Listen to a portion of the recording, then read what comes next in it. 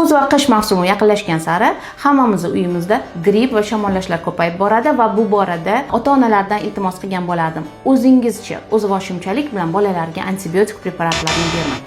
Antibiotik preparatlari faqatgina o'ta og'ir holatlarda, yiringli holatlarda, o'pkaga o'tganda, ya'ni pnevmoniya holatlarida buyurilishi mumkin.